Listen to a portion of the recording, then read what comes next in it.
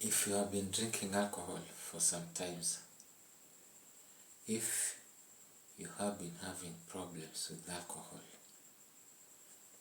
but you are still unsure if you have a drinking problem, then here are some red flags that might let you know that it is time you hang up your boots and quit the drinking club. I had some of these issues while I was drinking,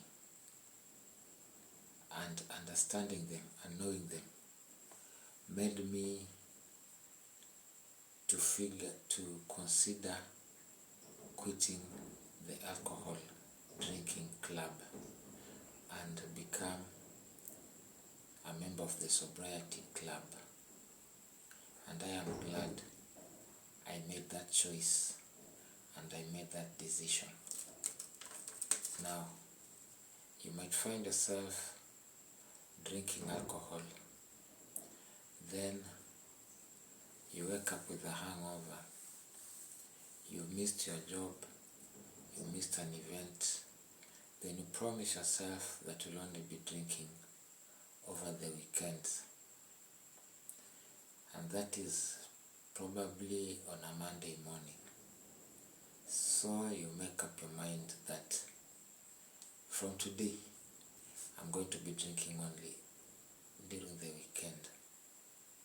But then come Tuesday evening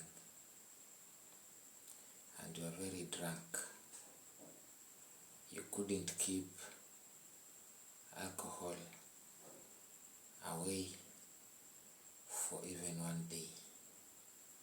You couldn't resist the allure to drink that one bottle, which became one too many and made you break your promise. Again, there are people who drink more beer or more alcohol just to feel like they used to feel when they drank one or two. You have now become tolerant to alcohol, and because you were once drinking a bottle of beer or a 750 or a 250 ml of vodka, you now have to drink 5 bottles of beer or 750 ml of gin for you to have the same effect. This is because you have an increased tolerance level to alcohol, and you need to drink a larger volume for you to feel the way you want alcohol to make you feel. There are people who drink, let's say on a Saturday, it's a weekend, but you drink and you overdrink, you drink too much, okay, because you have an increased tolerance level. So you drink too much, you go home, you sleep, you wake up on Sunday with a hangover, you spend the whole day in bed, you spend the next day, which is a Monday, in bed. So instead of getting to do what you should normally be doing on a Monday, you are nursing the effects of the alcohol you drank on Saturday. And this can probably go on even into the Tuesday. So for 2 or 3 days after drinking, you are not feeling okay kwa sababu ya ulevi. Then you find that maybe you have to lie about the amount of alcohol you've been drinking. Somebody looks at you, you are looking haggard, you are looking worn out, you are smelling like a brewery, and the ask you, kwani how much alcohol did you drink? And you say, nilikunywa tu kidogo, ni vile tu imenilemea. When in reality, you've been drinking for the whole night. In fact, you started drinking at midday. You drank through the evening, you drank through the night, you got home in the wee hours of the morning, but you still say, nilikunywa tu kidogo. You are lying so that people don't see that you are drinking too much. You'll wake up one day, the effects of the alcohol are costing you. You've messed up, you've spent all your money, you've not paid your kids' school fees, you've not bought your partner the dress you promised to buy when you get paid, you've not bought your household items. Now you promise yourself you are going to stop drinking, but then this is the 100th time you're promising not to drink again, knowing very well that you can't keep this promise. You know that alcohol is not doing you any good, and your spirit is willing to stop drinking, but your mind and your body are not singing the same tune. And there are times that now I used to drink alone in the house. So you buy alcohol, you come with it to the house, you are drinking alone. Drinking alone is very dangerous, especially when you live alone and you lock the doors. There is no access to you. You can get into a blackout. You can cause an accident. You can cause a fire accident.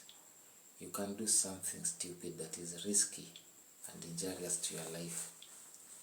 So when you start drinking alone, because you might be afraid of venturing out of the house when you are sober.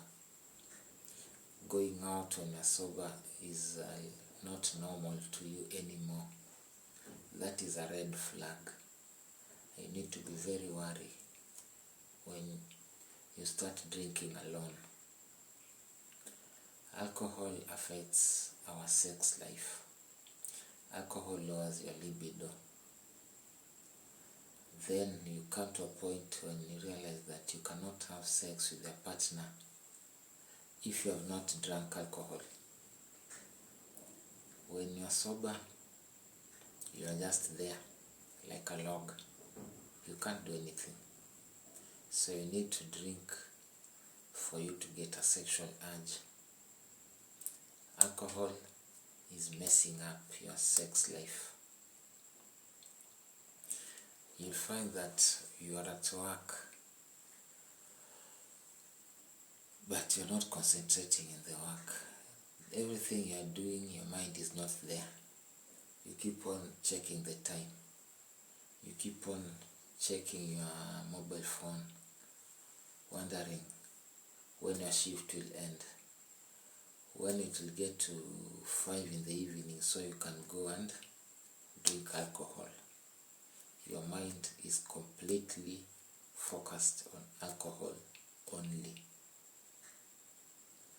You find yourself sending text messages at night to random people or to people you know, but you tell them stupid things, and when you wake up, when you are waking up from your hangover, from your alcohol frenzy, you start remembering, or you're checking your phone and you see the calls you made, the text messages you sent, and these make you feel embarrassed. You start regretting, but the damage is already done. You find that another red flag. You find that you're constantly engaging in bar brawls bar fights, bar arguments. Kuna siku unatoka huko, you have a black eye, a broken nose, missing teeth, mkono umevunjika. Those are red flags. Unapata it is a Monday, it is a work day, you are supposed to be going for work, but because ulikunywa sana jana, you are unable to wake up and get to work. So unapiga simu, you tell your bosses that you are sick, but you are not sick, you are nursing a hangover. Or even unapata somebody calls in to say they are sick, when in reality anaenda kukunywa pombe. So you miss work because of alcohol. This is a person who is not in control of alcohol. It's the alcohol that is controlling you. And then unapata there are people who stay in a family, your loved ones are always telling you to stop drinking alcohol.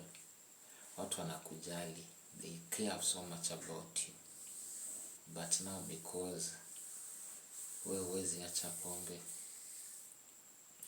you buy alcohol, unaficha, you come with it, unaficha ingine chini ya kitanda, unaeka chupa ingine ndani ya gumboot, unaeka ingine kwa gunia ya mahindi. So people are seated somewhere in the sitting room, you are watching a movie, or we are watching cartoons na watoto. I like watching cartoons with my kids. But unaamka kidogo, you pretend to be going somewhere, kumbe you are going to take a sip of the alcohol. Kidogo kidogo people are seeing you are drunk, hawajaona pombe. That is a red flag. Unaweza pata now, because you've been going to drink alcohol at that specific pub for some times, you start thinking that the bar attendants, the regulars there, are seeing that you're drinking too much. So unatoroka to that bar, you go to another one, you drink. The same thing happens. So you keep on rotating around the bars around that town. Uko kwa hii, next kesho uko kwa hii. Or even in the same day, you come here, you go there, you go there, because you are afraid people are going to notice that unakunywa sana. Yes, it is true, you are drinking so much, and it is not good for your health rather. Now another red flag is unaamka asubuhi, and the first thing you need to do is to drink alcohol. There was this teacher, our mathematics teacher in primary. He was a good teacher actually, but akuja class when he's sober, no teaching will take place. He can't speak, he can't hold the chalk, he'll be shaking. So the guy had to go atoe lock before he can come to school. And akisha kunywa kidogo and he's drunk, no, everything flows. You'll understand him better. That is an addict. That is a red flag. There are people bana, you drink, unapiga blackout, and you don't remember what transpired in between. Unakaa for some, your memory fizzles out for some hours. In between there, you are very active. Unapiga story, you are engaging in arguments, you even fought with people, but when you are sober, you don't remember any of those things completely.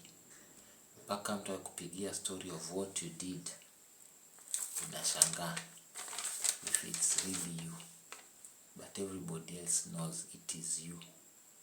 They remember the conversations you had, they remember the things you said.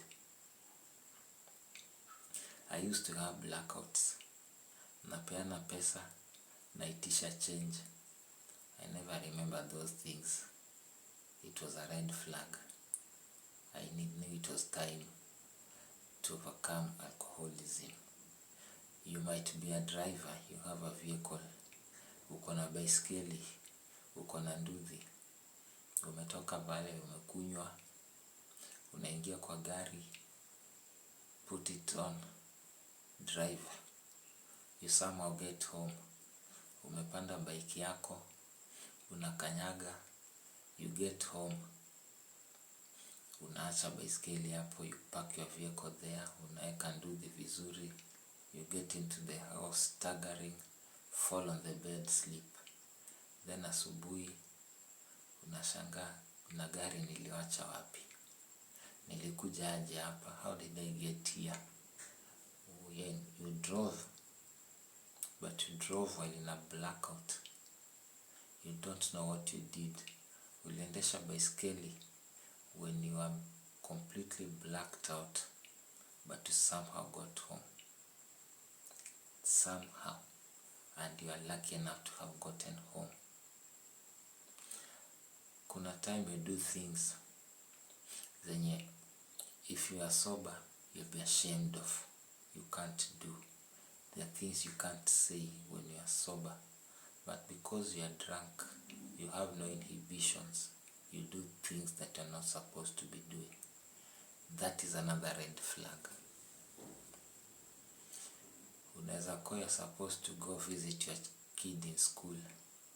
Umetoka home vizuri, you are on your way. Kufika kwa barabara, wacha niingie hapa nigonge kamoja. Unabakia hapo. Inafika jioni, your kid at school anashangaa watu hawakuji. People at home expect you to be in the school visiting your kid. Wewe kwenda mahali. You get back home drunk. Unaulizwa mtoto ako aje, then you start wondering, what do you mean? Those are red flags. Very many of them. If any of this is happening to you, it is time to stop drinking alcohol, because alcohol is not doing you any good. It is messing up your life, and you can act before it becomes too late and things become bad. It is possible to overcome alcoholism. It is possible to enjoy life alcohol free. Get sober. You will thank yourself for doing that.